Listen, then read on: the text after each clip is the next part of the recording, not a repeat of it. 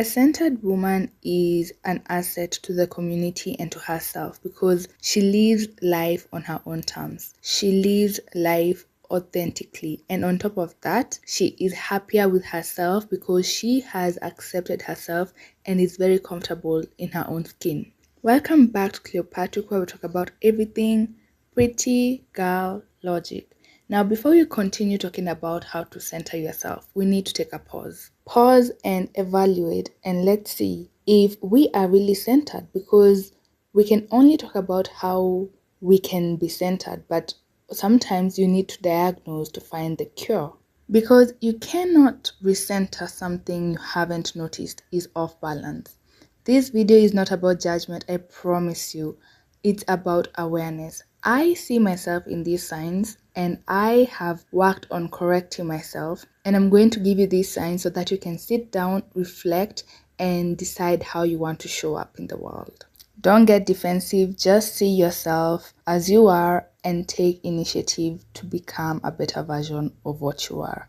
So the first sign that you are not centered in yourself is that you feel chronically drained after interaction. Somehow, your body is so tired after talking to people, even the people you like. Your conversations leave you scattered, irritated, and foggy. You even find yourself replaying interactions in your head after they're over. OMG, that is me. That is me. I usually think about, I should have said this, I should have done this, but then it has already happened. I can't go back into the past and change it. Same with you. You need to realize that when you're doing this, your energy is going outward instead of being anchored inward, and that is a lot of energy wasted. Sign number 2 is that you overshare and then you start feeling exposed. This is something I used to do in my younger years, and I usually hated myself every time I did this. It was almost like I could not control my mouth. I just felt like I needed to tell people my business. And that's why nowadays I'm very hell-bent on privacy, and I'm very, very cautious about the things I tell people. If you tell people personal things too quickly, and after sharing you start feeling embarrassment, vulnerability, regret, or you even find yourself explaining yourself excessively, this means you're seeking regulation through others instead of yourself. In that moment when I was doing that, I was not confident in my abilities. I did not feel like I belonged. I did not feel like I was interesting enough. But at a point where I decided to feel centered and not overshare, I have side quests comfortably. You see, that is what centering yourself does to you. It allows you to have information with yourself, secrets within yourself, and not everyone has to know about. The third sign that you're not centered, and I talked about this in my episode on centering yourself as a woman, is that you have strong opinions about everyone else's life, but you are confused about your own. We talked about how decision making is a muscle. When you exert that muscle outward instead of inward, you know what is best for everyone, but you do not know what's best for you. Somehow you know how to see red flags in other people's relationships, but when it comes to your own relationships, crickets. You do not know what a red flag is. You do not know what disrespect looks like. This shows that your decision-making energy is misplaced. When you're exerting your energy all over the place, you neglect yourself. You do not have enough energy for yourself. So you're going to delay your own choices and miss out on great opportunities because you are so focused on other people's lives instead of your own. The fourth sign that you're not centered is that you struggle to be alone with yourself. Somehow silence feels uncomfortable. You cannot be in a house without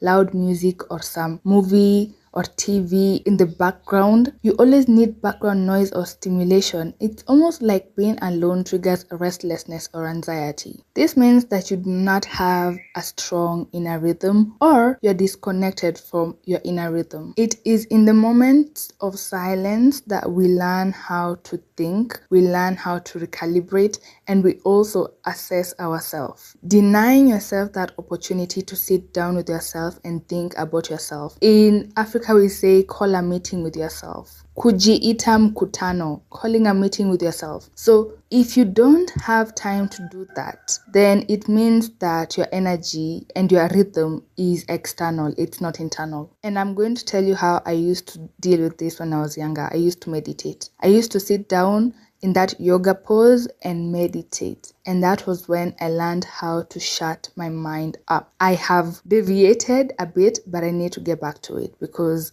adulting has gotten difficult, and yeah, I do need my mind to shut up sometimes. The fifth sign that you are not centered is that you rely on external validation to feel stable. Is your day dull until someone compliments you? The issue with seeking external validation is that criticism lasts longer than it should. Self-criticism and even external criticism. You cannot move through the world thinking about how people respond to you because people are people. So if you feel good or bad depending on how other people respond to you, then it means your sense of self is externally anchored. You need to chill out. You need to find a way to validate yourself. Something that has helped me is affirmations. Affirmations in the morning that I used to do for myself. The kind of music you listen to also plays a huge role as well, FYI. And on top of that, I used to go to bed overnight with affirmations in the background. I have recommended the channel called Live the Life You Love. I think right now it's a different channel, but the content is still the same.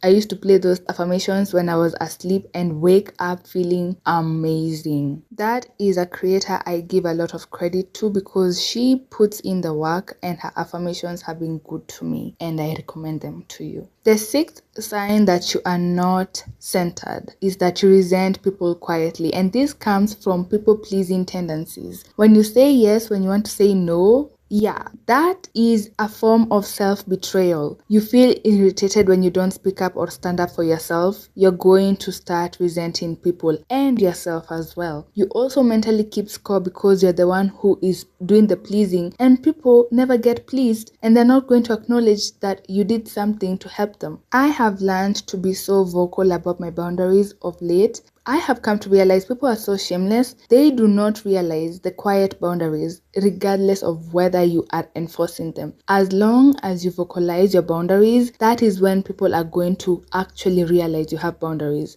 Because people are usually self-centered, and most of the time they're going to do what is best for them. So if you don't become vocal with their boundaries, they're going to do whatever the hell they want to do with you. You can enforce quiet boundaries, but some people choose to ignore quiet boundaries. So do not abandon yourself. If you want to say no, say no. I promise you, it's a muscle. Boundaries are a muscle as well. I was having a conversation with a friend and she told me you have to learn how to keep saying no and enforcing your boundaries more so that you can also be happy with who you are. And let me tell you, I did it. And let me tell you, I felt so untouchable. Guys, sometimes you need to actually be vocal about your boundaries and firm about them because people are going to make you feel bad or shame you for your boundaries. But your boundaries are yours. And also we need to realize that boundaries are not rejection. When someone is putting a boundary, it's because they want to have a good relationship with you without losing themselves. So when you're constantly letting people walk over you, you're not going to have a good relationship with people because you're going to resent them and also resent yourself, and you're betraying yourself and you're losing yourself in the process. So exercise those boundaries. Sometimes no might feel harsh, but you can say, I do not like when you do this. I don't like this. Or don't handle my hair like this. Do not do this to me. I do not like that. There are many ways of saying no. It's not always no. I know we have been told saying no is like a complete sentence, but sometimes you have to handle boundaries with tact. It's not what you say, it's how you say it. The seventh sign that you are not centered in yourself is that you spend excessive time watching other people's lives.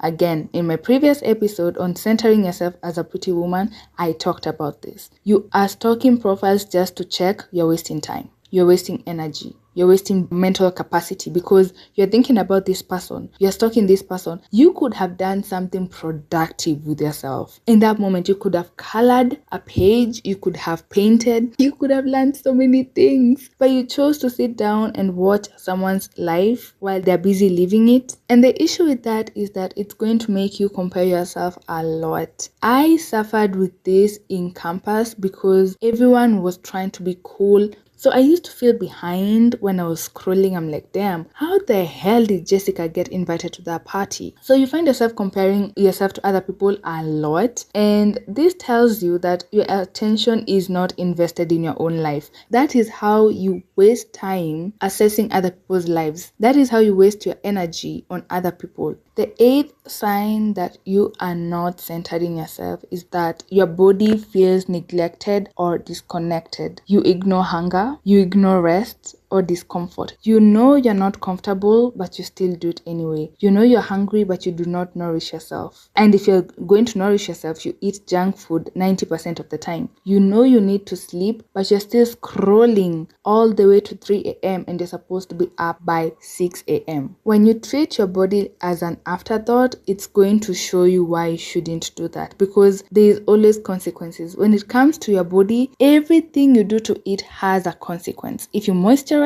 your skin every single day, you're going to have softer skin. If you hydrate, your body is going to be hydrated. If you sleep well, you're going to be energized and you're going to be operating at full energy capacity. If you disassociate yourself from these physical sensations, you're going to put yourself in a position where you are encouraging your body to crash or collapse or experience diseases. This is lack of ease. A disease is a lack of ease. If there's anything in this world that gives you consequences based on your actions, it's your body. If you take care of your skin, you're going to have good skin. If you take care of your hair, you're going to have really healthy hair. If you go to the gym often, guess what? You're going to look snatched. And it's all about consistency and discipline. You can't do that for one day and expect to see results tomorrow. Your body will always show you what you have been doing behind closed doors over a cumulative period of time. It's always going to snitch on you. And the ninth sign is that you feel emotionally reactive. Small things trigger big reactions from you.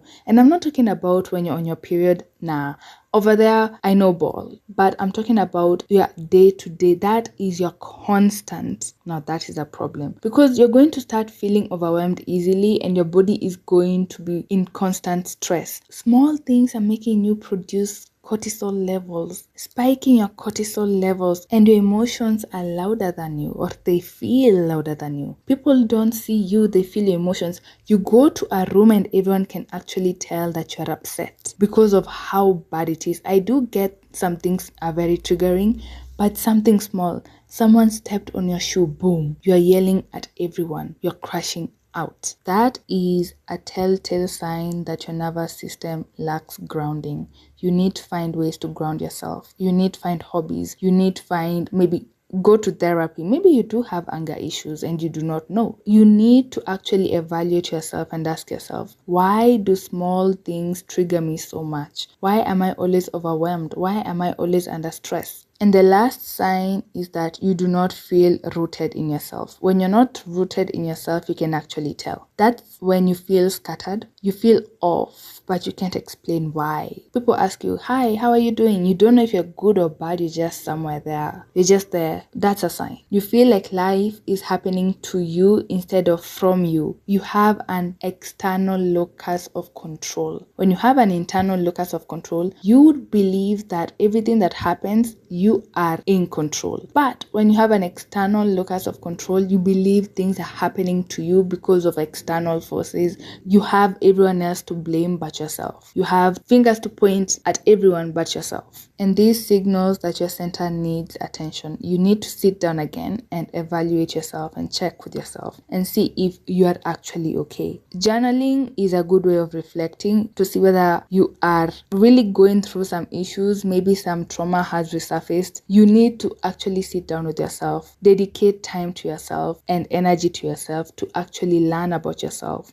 and ask yourself the questions. And something my mentor actually taught me is the 5 whys of problem solving, or the 5 whys of finding the root cause. And the 5 whys were actually developed by a man called Tai Chi. It's a root cause analysis tool that drills down to the root cause of a problem by repeatedly asking why, typically 5 times. An example of the 5 whys put to work is, the problem is that that we ran through a red light. Okay, so why did we run through a red light? Because we are late for work. Why are we late for work? We woke up late. Okay, why did we wake up late? The alarm didn't work. Okay, why didn't the alarm work? The battery died. Why did the battery die? I forgot to check it. So the root cause is that you forgot to check your battery, and that's why you ran late. So the next time, what do? Exactly, we check the battery to make sure that we do not get ourselves into trouble. You can use this tactic in almost any area of your life. You can use it in the financial,